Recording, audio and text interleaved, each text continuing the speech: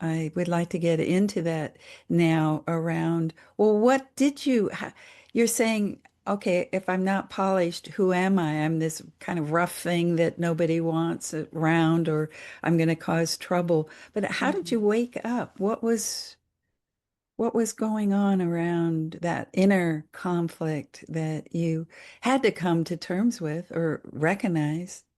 Hmm.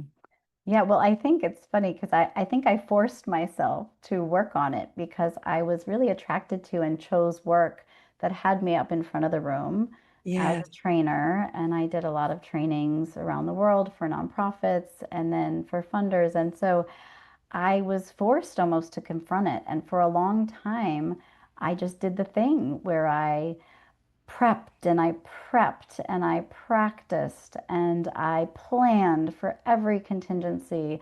And I would go in, and if somebody had a question that wasn't what I planned, it would throw me off potentially, or I felt like it had to go this way, or it wasn't safe. And so for a long time, I muscled through. And in some ways, I enjoyed parts of it once I got in and I felt comfortable and it felt safe enough. And I could establish my polished authority in front of the room.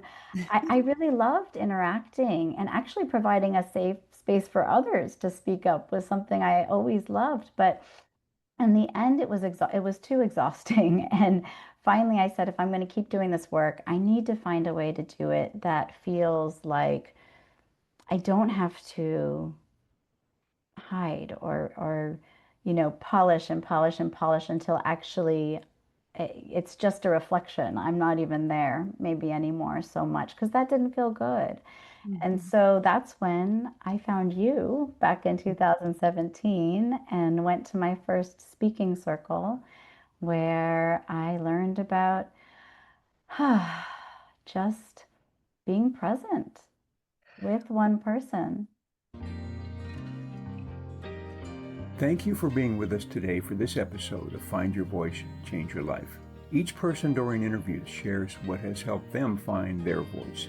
You can learn from these guests and find your voice so you can be confident to speak up and speak out. And remember to download Doreen's free 7-step guide to fearless speaking at doreen7steps.com. We hope you enjoyed the show and will return next time. Until then, goodbye for now.